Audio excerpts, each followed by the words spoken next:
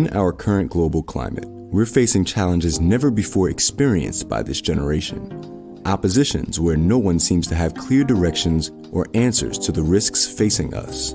Confrontations like racial and gender unrest, political gerrymandering, toxic leadership, economic crisis, global pandemic, health threats, pre-existing medical conditions, isolation, boredom, and loneliness are driving people to desperation. As a result, people are confused, afraid, anxious, and perplexed, and they need answers to some tough questions and even tougher situations. They are looking into different outlets for answers to gain assurance and consolation. Some have drawn closer to the embrace of family, while others look more towards their friendships, education, and even religion. What we need is a fresh voice of truth and clarity, and not a stale religious echo from the past.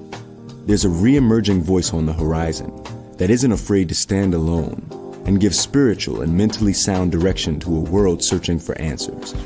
G. Alfred Palmer offers a voice of sound human development and empowerment to those willing to hear. There's a need for new ideas to old principles, a perspective from a timeless origin, but with current vision, a thought leader who understands what it means to stand alone and speak truth when some are hard of hearing. But if you've been waiting to hear a voice that opens the gates of freedom and breaks the shackles of confusion to allow you to step forward into the dawning of a new and exciting future, then it's time to bridge the gap with Dr. G. Alfred Palmer. He is a dynamic speaker, thought leader, and entrepreneur, equipped to elevate, expand, and extend the development, empowerment, and leadership of his audiences. He stands ready to speak at your next event. His delivery is guaranteed to refresh, entertain, and transform.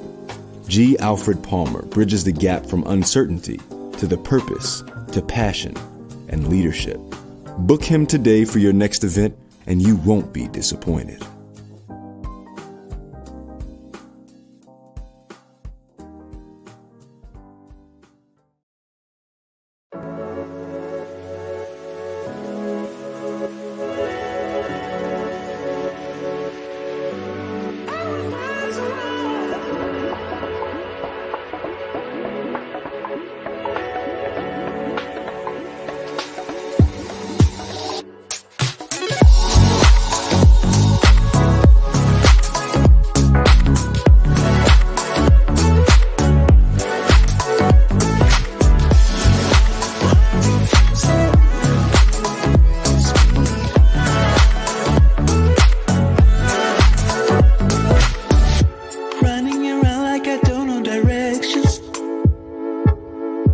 Wasting my time with too many reflections. Yeah. And since you've been gone, I've been trying to fix me. And I'm getting there. Yeah, I'm getting there. Lately I've seen you on television. Yeah.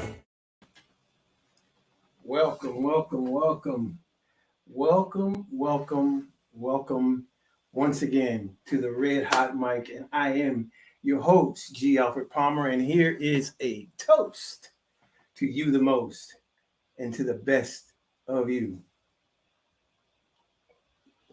and in you. Pomegranate juice. And listen, I'm back. I'm back for a little while at least. Got to go out west next month, but I'm here for tonight, and I'm excited because of what we're going to be talking about tonight. I am really, really excited because I think this particular discussion is going to deal with something that is very prominent now, that's going on right now. As we speak, it seems to be a really hot topic. And so we're going to be dealing with that tonight. And I'm hoping that you'll gain something from it. I'm just excited about, well, listen, let me just tell you this.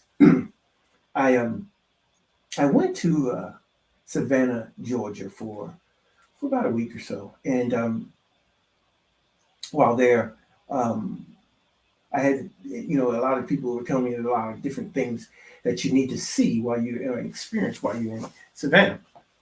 So what I did was we um, went to a haunted house. Now, listen, I'm going to tell you some things, and it's a reason why I did what I did as far as going. But it was really weird because um, while going in there, um, the weather was really nice. But once we got in there, a thunderstorm started, just like a movie. So it was lightning and thunder, and this young lady who was the guide dressed in all black. It was a mess.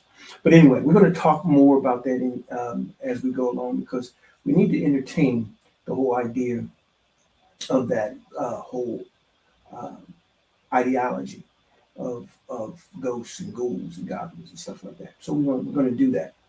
But what I want to do tonight is I want to talk about something that I think that is very, very poignant and very, very newsworthy right now, and it seems to be a very timely subject because this is Gay Month, Gay Pride Month, and so we want to deal with some information that I have gathered relative to the whole idea of the truth about womanhood, the truth about womanhood. So it's something that I'm excited about talking about. And again, it's about something that we're just going to go for a short time and we'll pick up on it at another because we're going to shorten our videos to allow them to be a little bit more palatable to people relative to them being able to sit down and watch them. I guess because sometimes I may get a little winded. I guess that's the ex-seminarian in me sometimes. But anyway, I want to talk about some truths about womanhood. Now, so we're going to get started, and we're going to get started with tonight's fragrance. Again, what I try to do is I don't try these fragrances on until I get on the air. So I don't know what they smell like. Tonight's fragrance is called Bentley, like the car. For men, it's the Black Edition. It is. It says here, Bentley for men, the Black Edition. In the opening, a radiant accord of powdery violet and tangy tangerine feels as fresh. Cool pink pepper and nutmeg add to the silvery flash.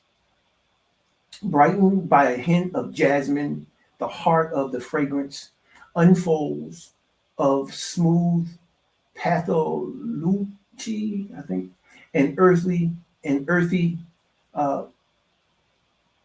papyrus.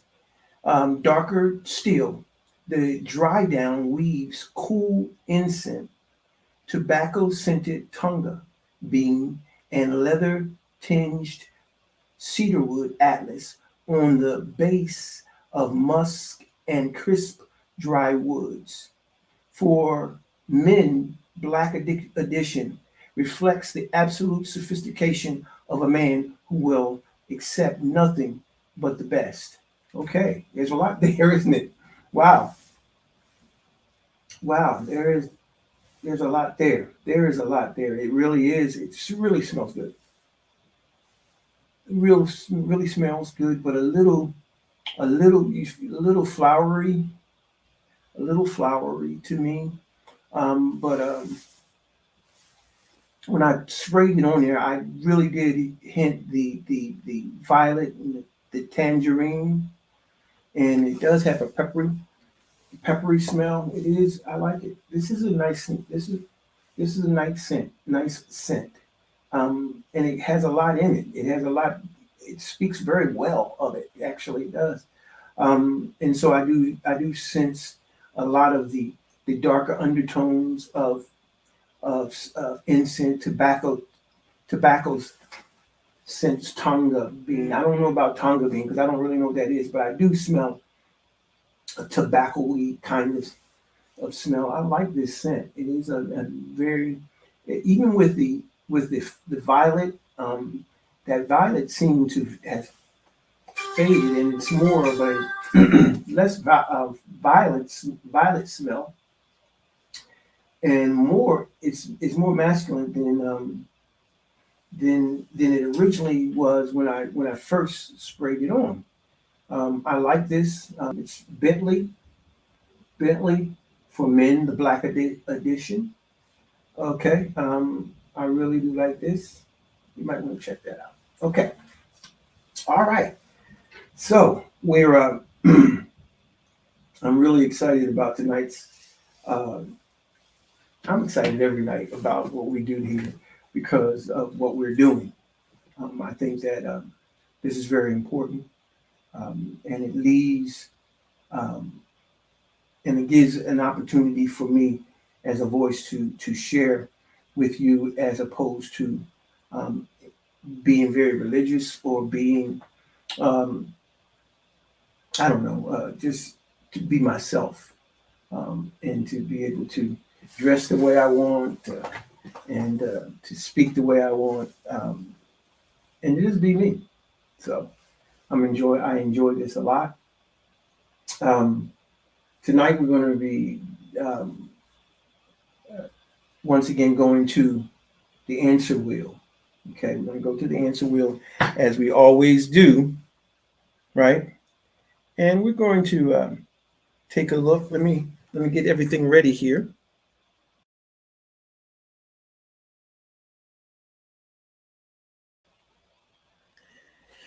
And I'm on one side of the screen, and the answer wheel is on the other. And we want to talk about what the answer wheel is going to present to us this evening. I'm not sure exactly what it's going to be. I'm not sure if you can hear me. I'm hoping that you can. But the answer wheel is an idea that was given to me, I believe, from the universe. I believe it was to give you the opportunity to have a question and answer that you may have been toiling with, wrestling with. And so what we do here on the answer wheel is, as you can see, we have a wheel. And the wheel has a pendulum, and what it does is it will draw to an answer. And the answers are as follows: no way, try again, ask a friend, yes, maybe,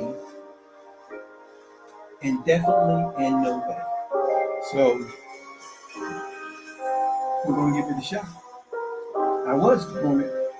I used to give questions, but I'm not. I'm going to just allow the answer to answer your question, because your question may not be the question that I will pose. And I don't want that to be the case. I want you to be able to get your question answered and not the question that I would want you to answer. So here we go. I'm going to let the wheel go, and what it does is it's going to eventually go into a direction, and that direction will eventually stop somewhere and hopefully give you an answer to something that you may have been toiling with, something that you've been wrestling with, and that you haven't been able to just get an answer. It's not me. I'm right here.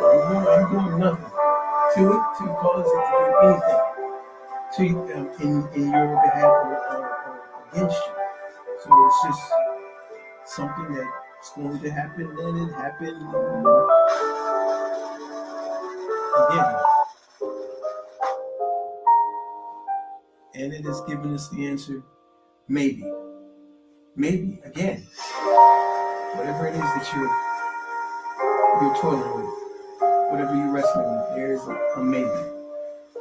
And I've said this once before, and I'll continue to say maybe gives us an opportunity to experience a freedom of choice. It allows us an opportunity to go with our feelings, our thoughts, our cognitions. It allows us to a more freedom of choice, because basically I'm of the mindset that idea that even maybe would say in your mind is from the Creator. And so inside of you that thought that maybe there's something that would have you go one way or another, that's the direction you need to go. That's the answer to you. Maybe you can go either way, one way or the other. It'll work either way for you. It can work for you either way, is what I should say. It can work for you either way. There's no particular directive. There's no specific direction as to where you're supposed to go. But you have a freedom and an ability to move and operate in a way that you think that will be profitable for you. Maybe you should, but then maybe you shouldn't. You have to determine that. And it's okay for you not to do it as well.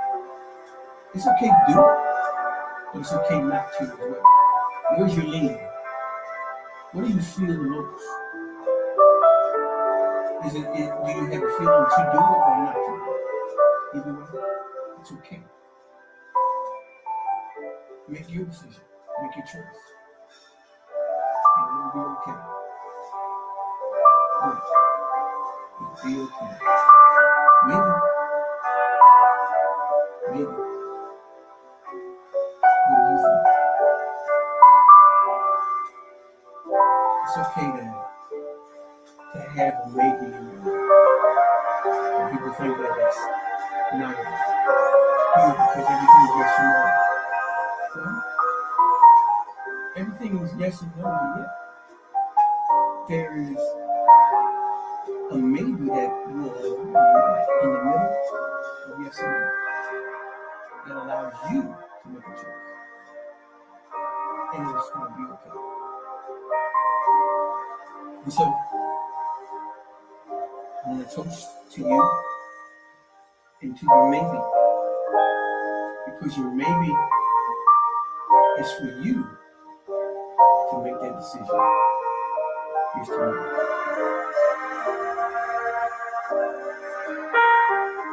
All right.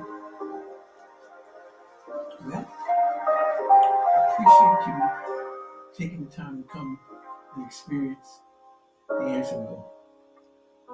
I really do appreciate you for it.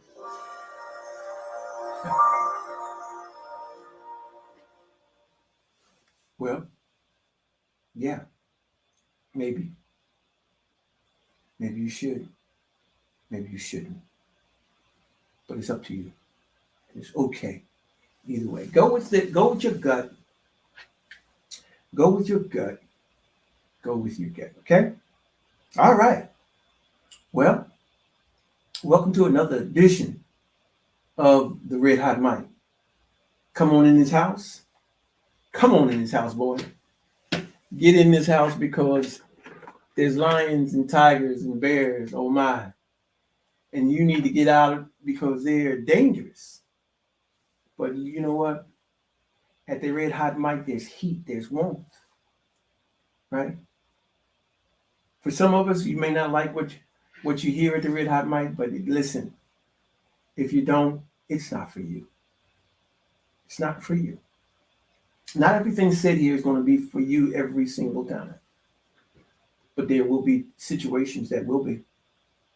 And so, yeah. For those that tonight is for you, welcome. Welcome, welcome, welcome. It's time for us to ruminate, elevate, and to activate. And when we ruminate, we think about some things. We reconsider some things. And sometimes rumination causes us to turn and do a 180-degree turn from the direction we were going in heading. And we have to repent. Repent means to turn or to change. And we have to repent and turn and change and go the other direction. And going in the other direction allows us to elevate. That's the next thing that we do here. We don't want to just turn, but we want to elevate. We want to elevate from where we were to another station, another level, right? Another elevation. That's what we want to do here at the Red Hot Mic. We want you to be able to not only to ruminate. Not only do we want you to elevate, but then we want you to activate. Activate means to put into action, right? That which you have elevated to. See, because so many times people will get to some place, elevate, but don't do anything with it. They think that's all that they're supposed to do, is just to elevate and be enlightened, because that's what elevation does.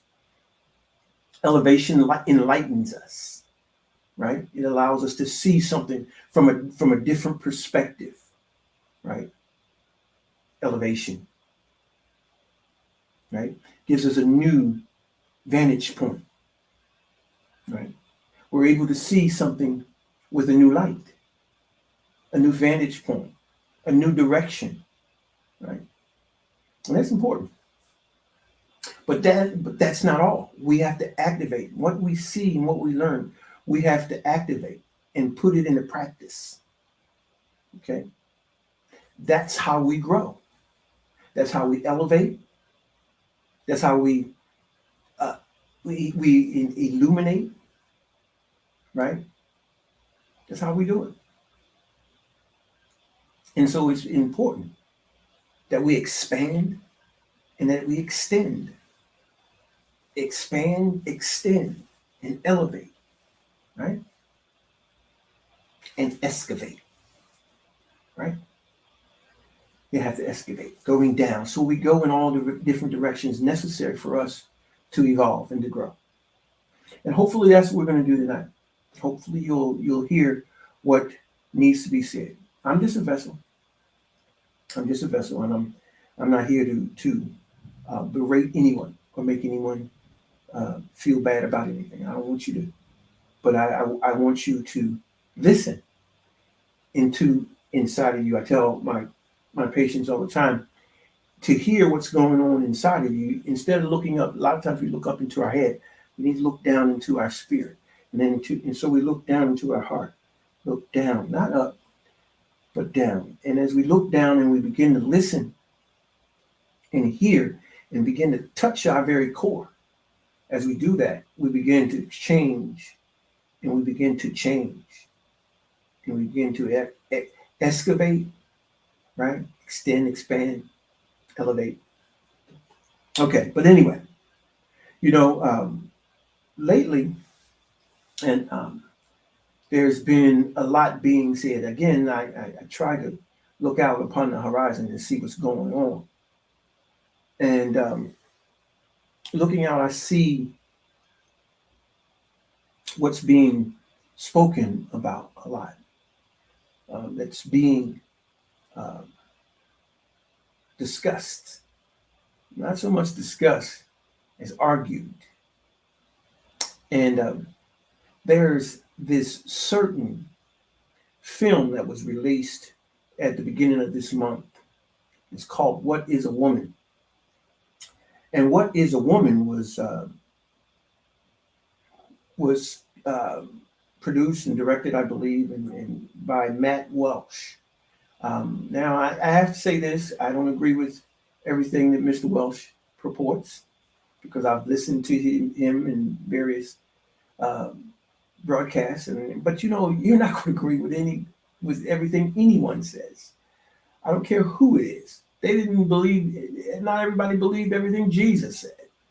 Not everyone believed what Muhammad said. Not everybody believed what Confucius said. No, not everybody's going to believe what's said, because it's important to have an ear to hear.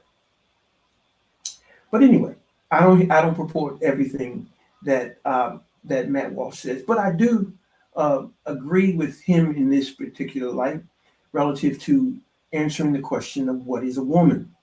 Now, I think that's an important question to answer, especially in light of what I'm going to be talking about.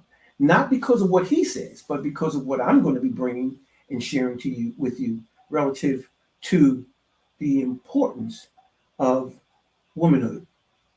Now, the whole idea now that seems to be running rampant is the idea or the contradictions between the concepts or the constructs of sex and gender.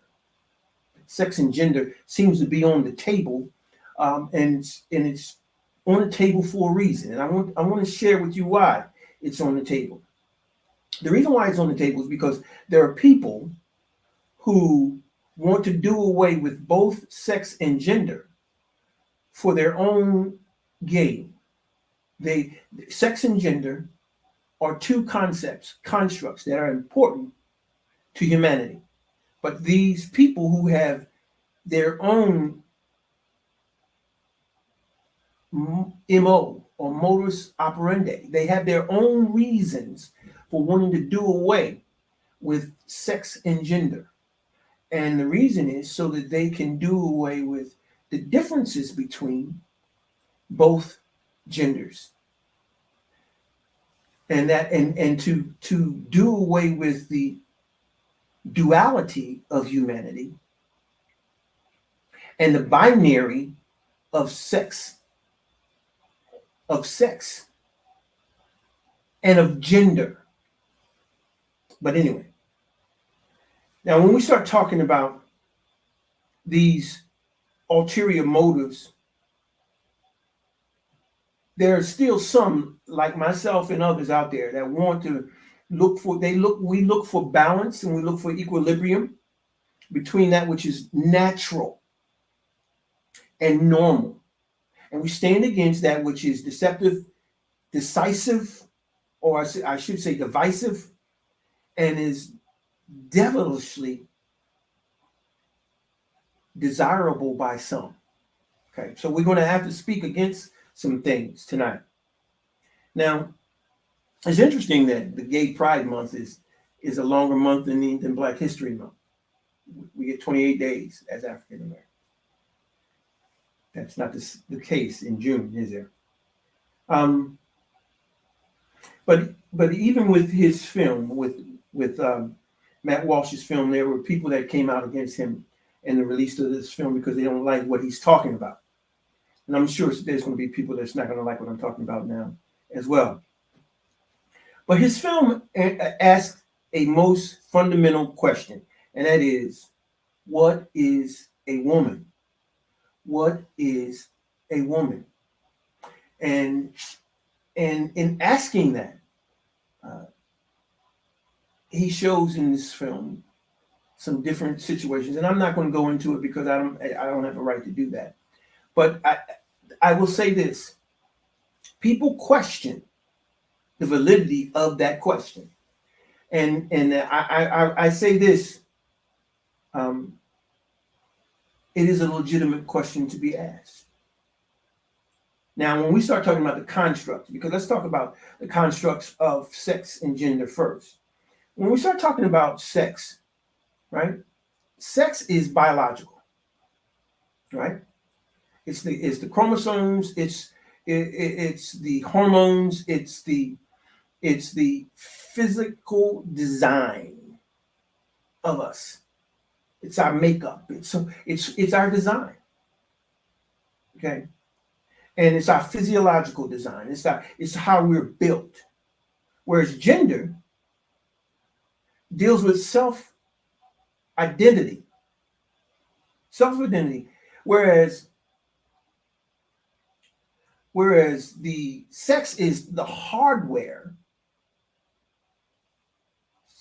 then gender is the software. It's the uploads that need to take place. Okay. That's important. Remember I said that. And here's where the debate comes, because people who are trying to circumvent sex by elevating gender over sex, there is a reason for them for doing that. They want to deny the physiological design. The physiological design is critical to purpose and your very reason for being here. Yes, your sex is very, very important.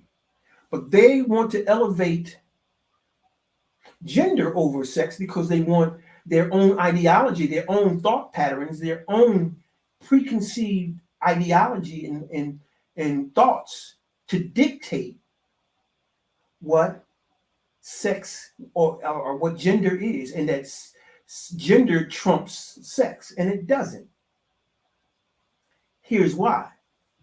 Sex is the physical representation of the masculine and feminine energy that brought you into being. Now, masculine and feminine energy is that which was in the universe before you ever were, or wherever was. Before I ever was. So the universe declares what is masculine and feminine. Everything has duality. Everything has with it binary energy. Now, it's important to understand masculine and feminine is not gender. It is not gender. I'll say it again. Masculine and feminine is not gender. You've heard me saying in other videos. You're going to hear me saying in other videos after this. It is not gender. Masculine and feminine in energy is operational and functional. It is the legal, legitimate means of operation and function. Has nothing to do with gender. Now, when we look at feminine energy receives. Feminine energy incubates. Feminine energy secures, and feminine energy protects. That's what feminine energy does. Now, when feminine energy as a principle or as an energy developed a principle that is called masculinity and femininity. Why? Masculinity and femininity were developed, created, so that it could come into this sphere called Earth. Because feminine and masculine are not designed to come into this sphere. Why? Because it has to put on a physical body. It has to put on a physical body. In order for it to put on a physical body, it makes it legal, legitimate, right, and lawful to function in this sphere. That's why it's important to have a body. And everybody, like I was in this house and they're talking about ghosts and goblins and all this, everything that has to legally and legitimately operate in this sphere has to have a body. If it doesn't have a body, it has no legal right and cannot maintain in this sphere. It's unlawful. It's illegal. Something that it cannot, in that realm, in the realm of spirit, there is no illegality. Everything is legal or not. If it's legally here, then it is legally here. And we are to access it through the legal means that has been derived and left for us through other means. And we're going to talk about that in a minute. So the idea of something being able to stay here and to linger here is a ruse. It's false. It does not have the legal right to do that. Okay? Now, when we talk again about gender, what they're doing is trying to promote gender over sex, because sex leaves no doubt. They can't argue sex, because sex is your physical design. Now, it's important to understand your physical design.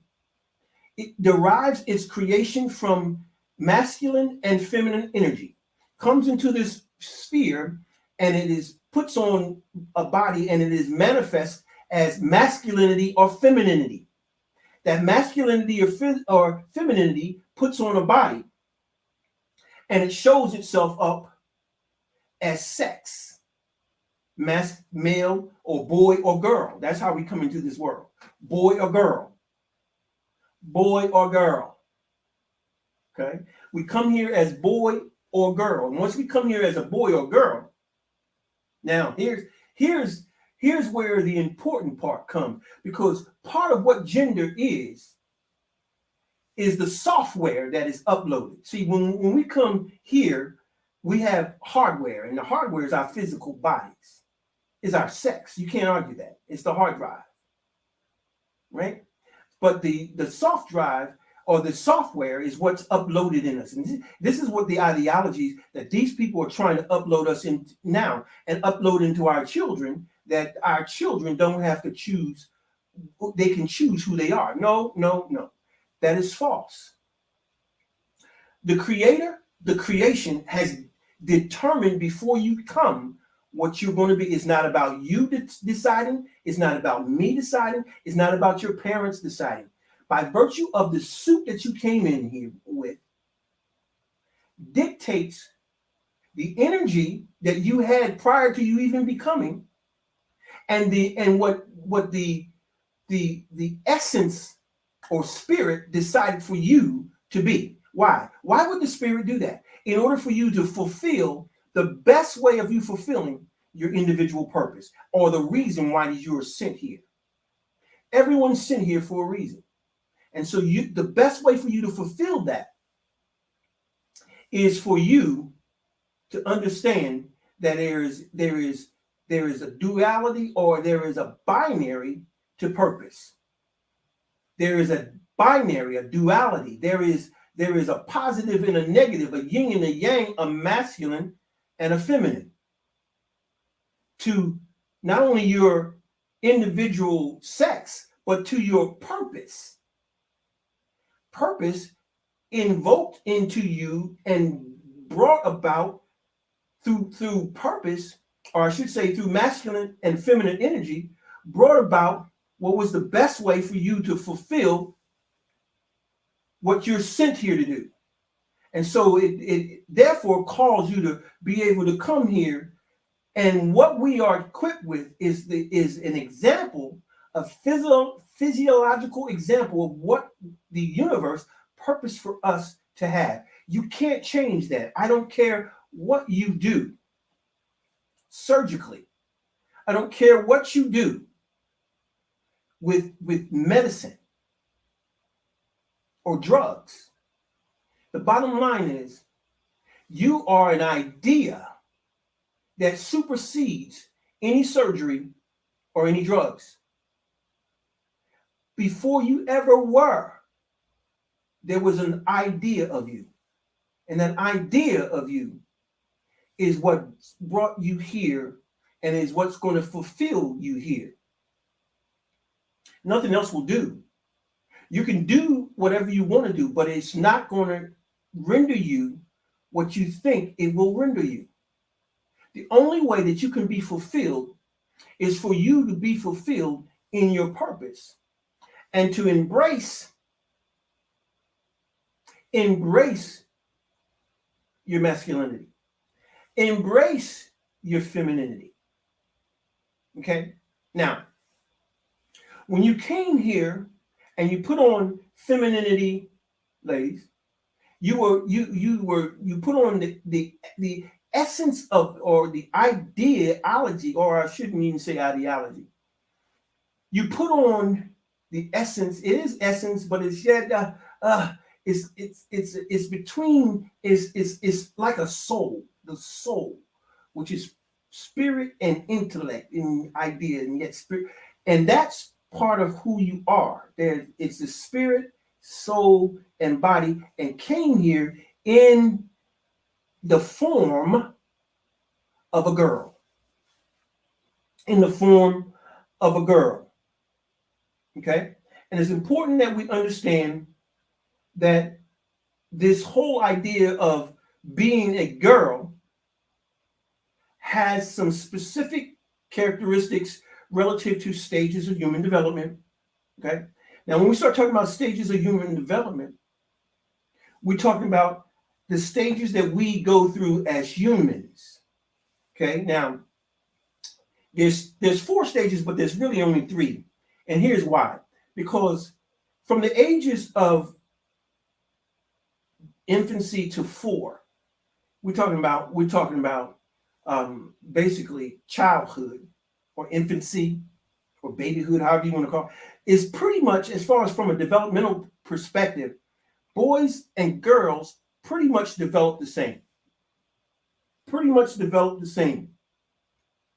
The key characteristics is autonomy, self-awareness, becoming environmentally aware what's going on around us, and that we're separate from our mothers, and that we are an individual. That's how we begin to learn in these first 4 years. We begin to learn that we're individuals and that we're separated from our mothers and our fathers. Now, the key influences within this particular stage, I call stage 0, is the influencers are your parents, our food, siblings, and activities like television, computers, and then our own physical body, because we begin to experience our physical bodies. And there's different aspects that different psychologists begin to talk about, Oedipus complex and all these other things that come into play. We can talk about those later, but I'm going somewhere. I don't want to stop and to get off there. So, but one of the things that we understand as a key characteristic within the 0 phase or the 0 stage is selfishness, individualness. Okay, so the person becomes the center of everything. Self. Well, that's not a bad thing, but we make it a bad thing. But it's necessary. Okay. But anyway, so from the age of birth to about 4 or 5, we're looking at a pretty equal development of both boy and girl. However, now when we get to stage 1, there's a difference, because what happens is the girl begins to develop faster than boys. Girls begin to develop faster than boys. Okay, she enters into girlhood before boyhood, before boys enter into boyhood, and she leaves girlhood before he even gets well into boyhood. In other words, she develops faster. She develops faster. Not only that, but she will also enter into all the subsequent stages of development before the boy, male, and the man. What is this saying? This demonstrates that women age faster than men. We can look at it in boyhood. We see that boys they still do stupid things as boys, right? Pulling her hair, you know what we did, hitting her and everything. And she begins to see how silly boys are, how stupid boys are, and it's because boys are not developing and girls are, right? She develops quicker. She develops quicker not only physiologically, but she begins to develop cognitively, mentally, psychologically, philosophically. She begins to develop in what we call the 8 elements of masculine and feminine evolution. We're going to talk about that in a little bit, but we got to continue here for a second. We're still talking about the stages of human development, because the boys develop from age in boyhood between ages 5 to 12, girls between the ages of 4 to 10 in this first stage. She begins to develop differently. She begins to fantasize. Here's some of the key characteristics. She begins to fantasize. That's where she begins to base her life on fairy tales, and she looks at the family dynamics, and she wants a husband, and she looks at the tea party. She has tea parties and imaginary friends, and she looks for acceptance because she wants friends, and that becomes important to her. It becomes important to her to be liked, and she has desire for a family, and she wants to have the house and the red picket and the white picket fence, and she wants a fancy wedding. She wants to Prince Charming, and she has expectations of a husband. But these kinds of things have changed and are changing because Girls are not being brought up that way anymore, are they? No, they're not. Our girls are not being brought up from ages 4 to 10 to look forward to want a husband, to want a family, a wedding. No, she's bred and she's educated to be independent and not to depend on a man for anything. When in all actuality, that's exactly how you were supposed, and that is your design to be supported and to be cared for. Now, anyway, let's talk about, again, this whole idea of her maturity surpasses males from this point on throughout her life. Now, one of the things that begins to also see, and this is where the idea of hypergamy begins its offset, because this is where the whole idea of marrying someone that's going to take care, or someone of higher class or higher stature or higher economic status or higher educational background or higher comes into play, and is called hypergamy or hypergamy. It's just taught throughout history. Now, where does this come from? Well, women are throughout history have been taught hypergamy, because as wars took place, if they were the spouse of the losing faction that was in the war, the women were taken as spoil, and so they left one economic background and came to another, and in some cases it could have been a higher economic background, or it could have been a more pronounced educational background in some shape, form, or fashion. But this is the kind of behavior that continues on, because if the husband were to die, she would often be taken by another husband. So this idea and this principle of hypergamy developed for her ability to survive. Now, I want to say that, and I want it to be clear, hypergamy in its original sense was not gain.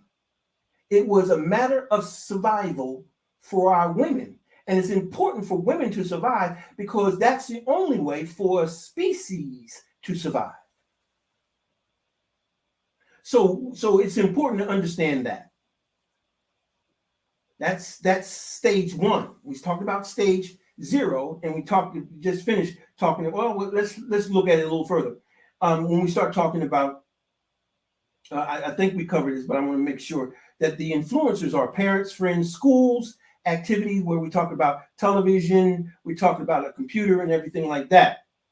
Pretty much the same things that we were influenced by as we were in the last stage, but even more so. But even more so now, some of the things that become more pronounced are things outside of the home, whereas before, in the last stage, it's basically parents. And let me back up here for a second and say this about the stage, the first stage, in between, for the boys between 5 to 12 and girls between 4 to 10. It's important in these stages that the right type of information is uploaded. And this is the problem that we're having right now. We're having people that are allowing children, babies, to make life decisions on their own without discipleship, without discipline, right? And that is the worst thing in the world for our children. They need to be taught. They need to be discipled. They need to be disciplined. And if we're not doing those things, culture out there will. Schools will. Their friends will. Society will. And so what we're doing, what we have is parents not telling children what they are supposed to do and what they're not supposed to do. And most children are going to look toward that person that has on the same suit, that parent that has on the same suit that they have on, for the most guidance that they would follow, because that parent is closer to like them. So it's because of that, they will more likely watch and behave like that parent. Now, what we're seeing now is less and less masculinity and more, not femininity, but feminism. We're seeing more and more feminists dominating the home. And masculinity has been taken a back seat, has been crucified and prosecuted and determined as being wrong in all shape, form, or fashion. And so men, they're not men. Those males have not stepped up and spoken and allowed their sons to be brought up as girls. What you're doing is endangering the species. That's what you're doing. All right. So let's go on. Let's go on to the next stage of human development. This stage is what we call malehood, and it's ages 13 to 25. Notice how it's longer for males. And the thing is, we think that males are grown because he's 6 foot, he has 6-pack, and he has 6 figures. So we think that he's a man, but he's still a male. We think alpha males are men. They're not. They're still males. We think beta males are men. They're not. They're males. We think that omega men are men, but they're not. They're males. They're males. Now, when we start talking about females, now understand females age quicker. So she's entered into femalehood earlier, approximately 9, 10, 11 years old. She, depending on her, but she's going to develop matriculate is the word I'm looking for, into femalehood. Now, femalehood is important because what that means is she's able to carry a fetus. That is what designates her to be able to move from childhood to femalehood. And that is because, or I should say, she moved from childhood, right, to girlhood, and now femalehood. Okay, femalehood is from ages 10 to 16. And it's important that we understand that she develops the lips, hips, and the fingertips, but she's still a baby. She's still immature and undeveloped in a lot of ways. But some of the things that she learns keys to her survival. Some of the things she learns is that the world's unsafe. She's fearful. And she feels inadequate and insecure. So she looks for those in ways and means how she can survive, where she can be safe in the world, where she doesn't have to be fearful, and where she doesn't have to be inadequate. So what does she use? What does she use? She uses her lips, hips, and fingertips. She uses what her mama gave her and what her daddy made her. And so what begins to be her key cultural influencers is the culture, society, her friends, school, social media, and things that are going on around her. Her environment begins to dictate to her how she's to function and operate. And she uses what tools she has, her lips, hips, and fingertips. Whereas a boy who enters into malehood, he uses force and violence. Same outcome, different method. So now what we understand is that she uses what she has to use in order for her to survive. Now, stage three of human development is where she moves into womanhood. Now, womanhood ranges from age 16, 17 to about 51. Now, it's noted that, again, women age faster than men, thus the term woman means wound man. Wound. See, a woman has a womb. If you were created that could carry a fetus,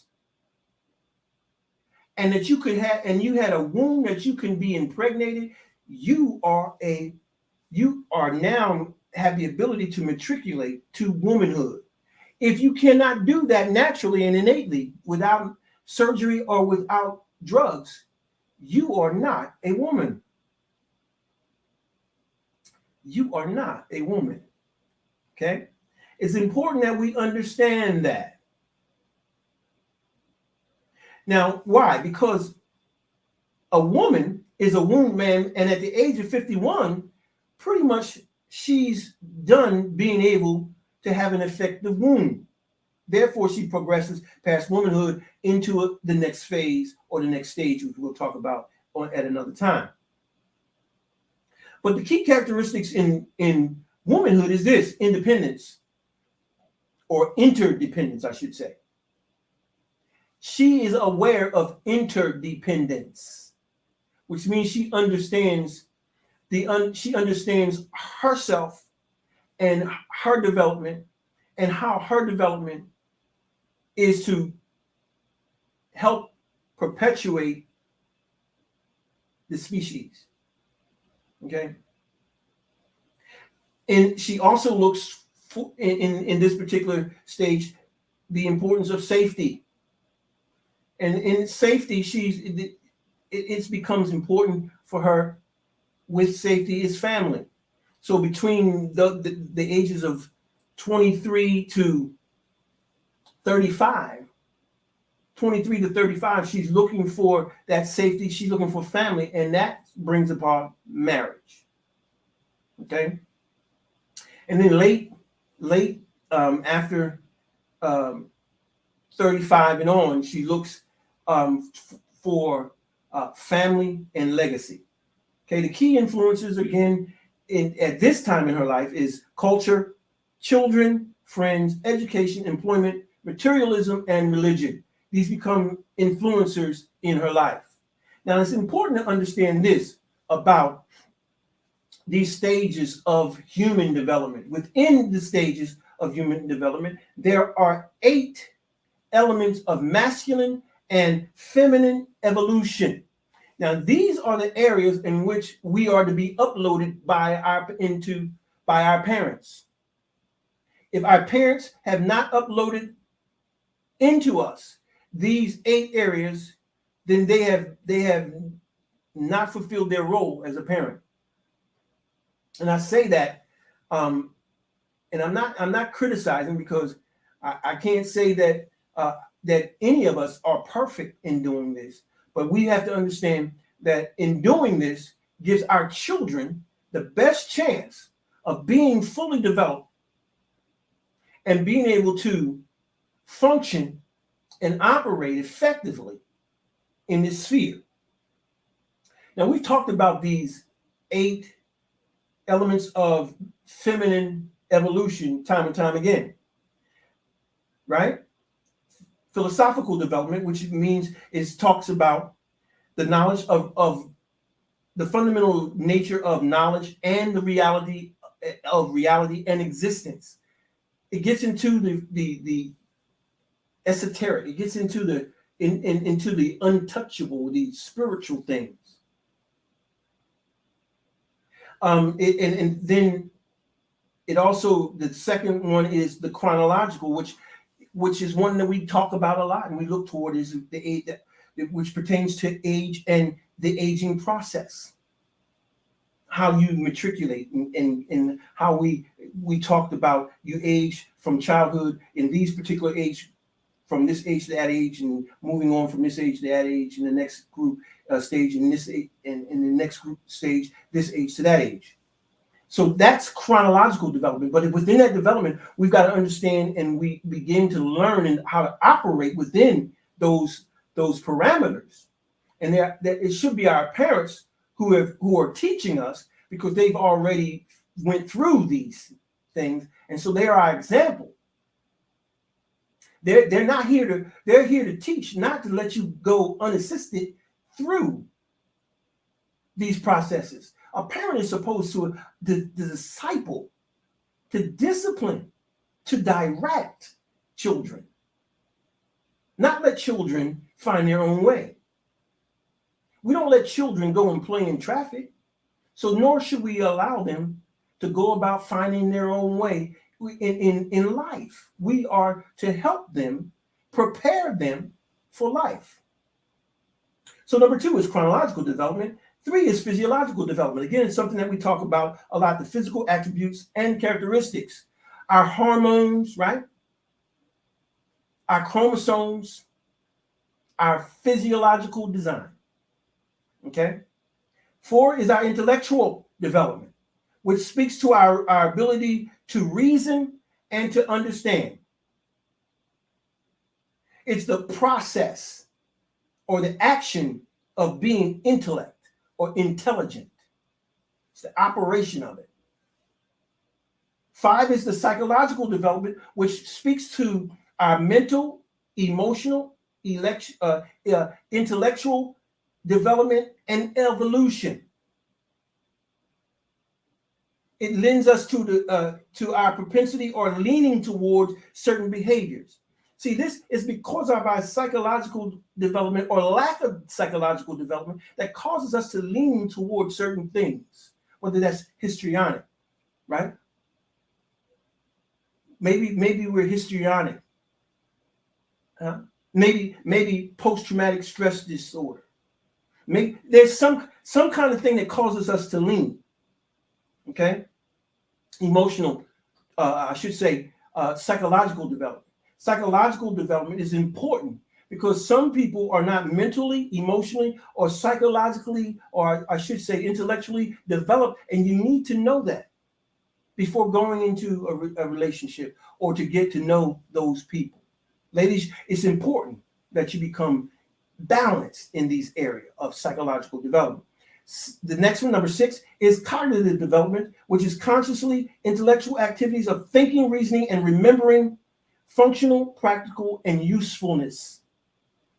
We've got to understand that cognitive is thinking and reasoning, the problem solving.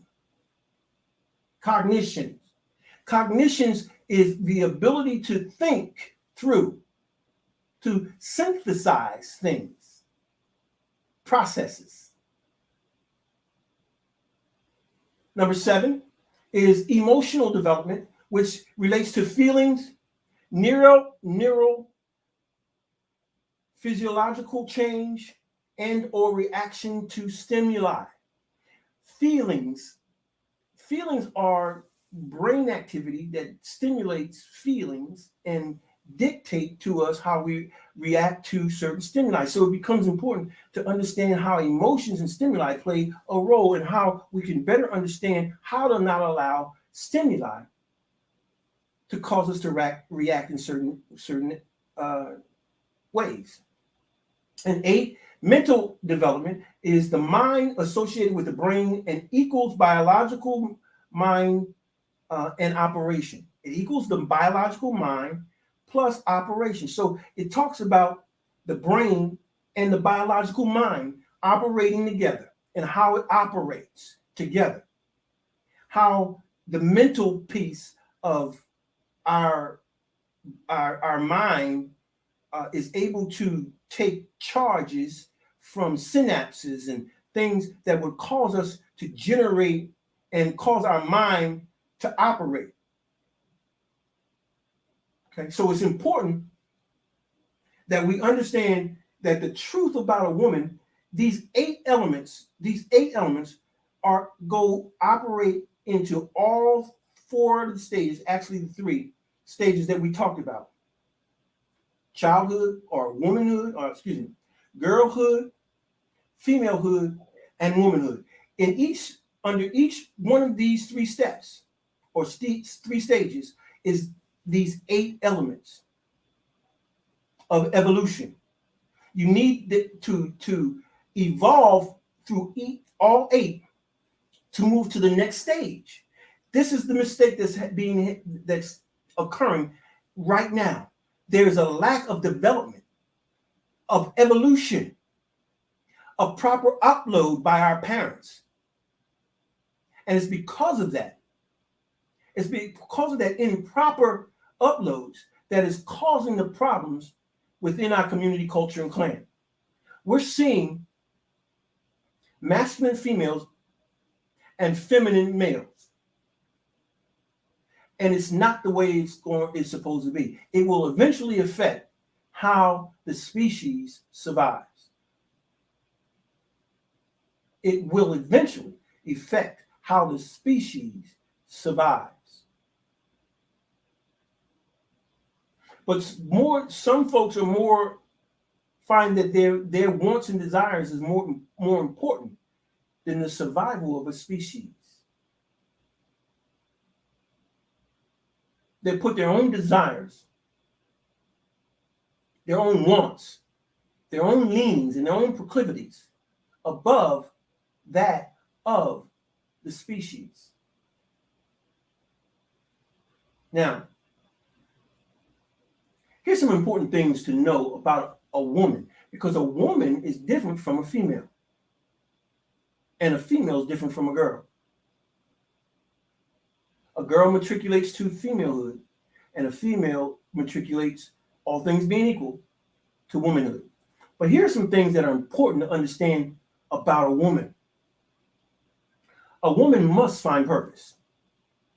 A woman must find purpose. Understanding that purpose has a masculine and feminine to it, which means that wherever your feminine purpose is, you must find the masculine in order for that to be fulfilled in your life. You can't fulfill purpose by yourself. I always thought you could, but you can't, because everything is binary. Positive, negative, yin, yang,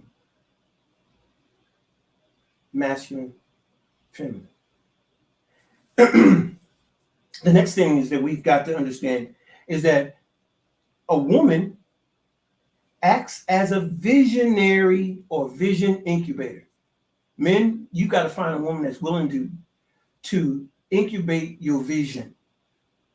And if she's not for you.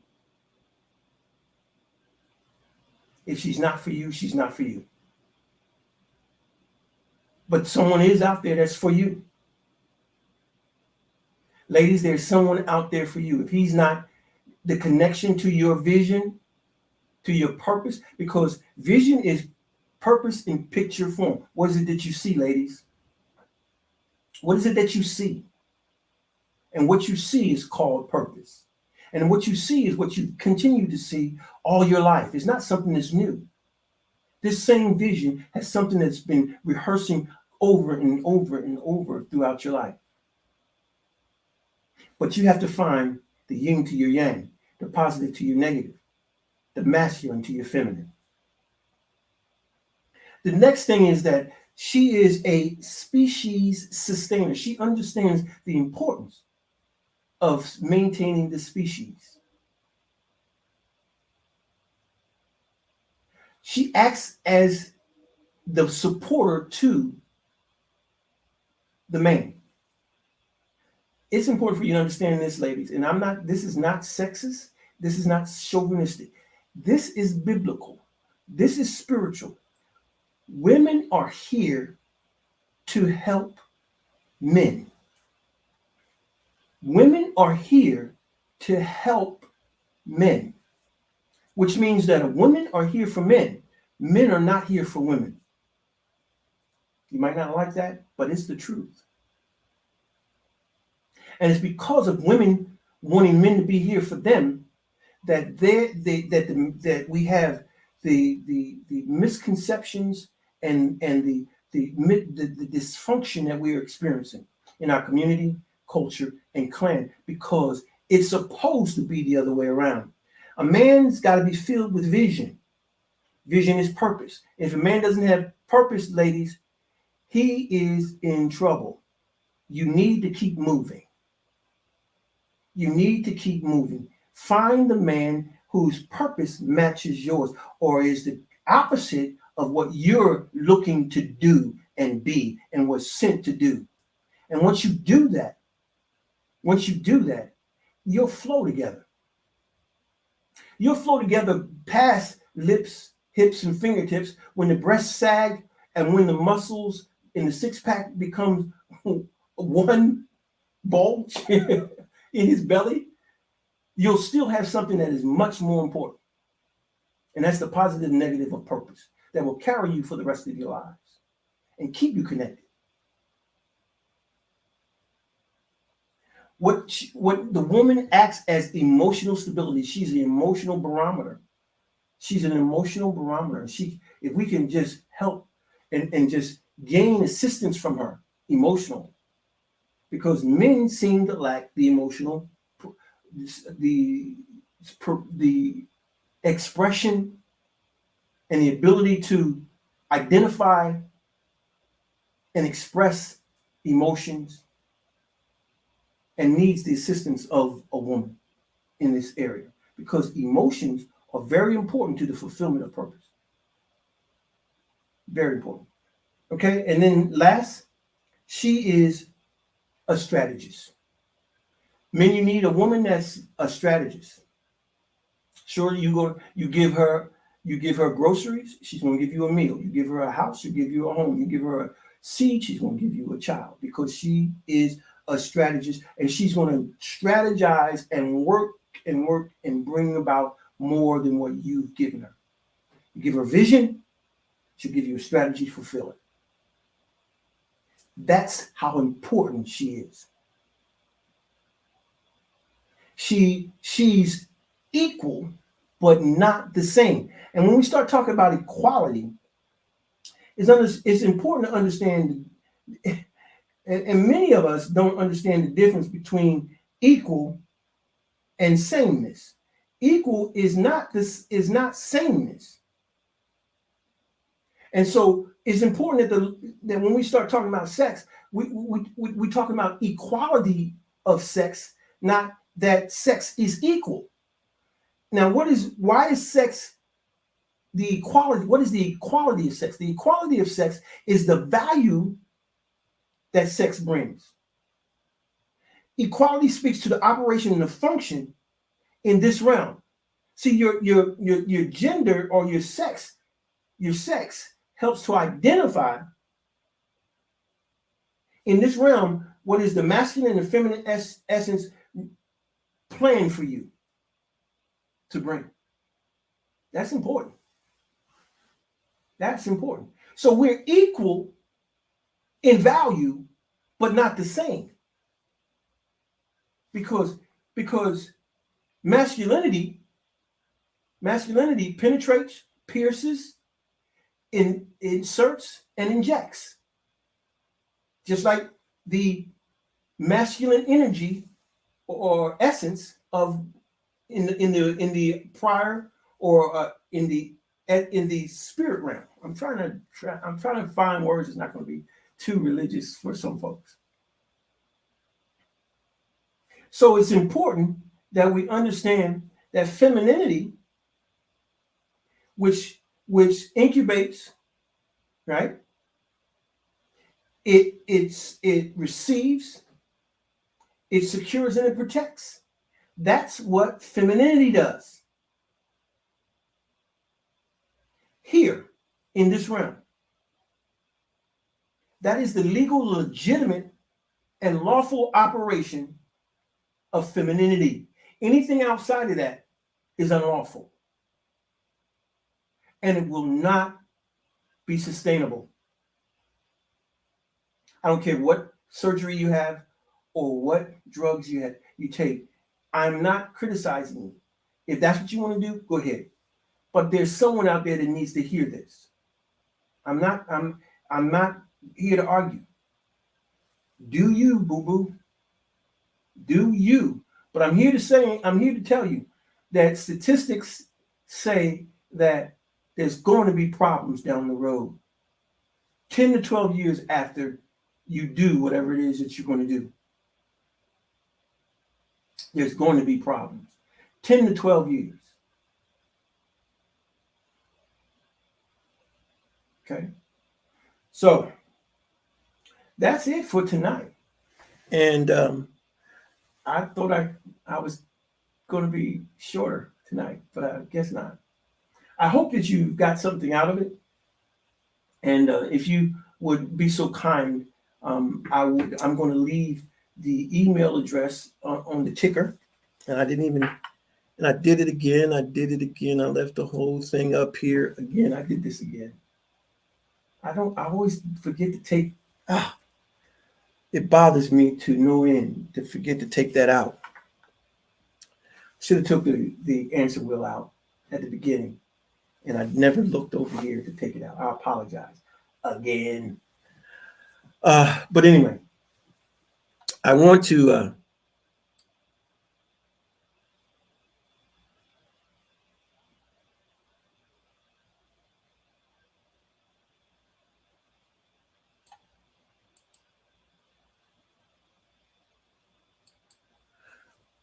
leave you the email address and the website. And what I'd like you to do is, would you comment, send me an email, talk to me if you like about what we're talking about. And what we're talking about is the truth about womanhood. Womanhood. Womanhood. Okay? So until the next time, hopefully you'll come back and be with me again. Hopefully you'll do what I really need you to do, and that's to like, share, and subscribe to this channel, and hit the notification bell so that you know when new content has been shared. So that's it for tonight. I'm hoping that you got something out of it, and I'd love to hear your pros and cons, your conversation of for, against, or questions that you may have that we might be able to answer, or to even have a discussion about. I wouldn't mind that at all. So until our next time we come together, I want to wish you and yours the best. And we'll see you on the flip side.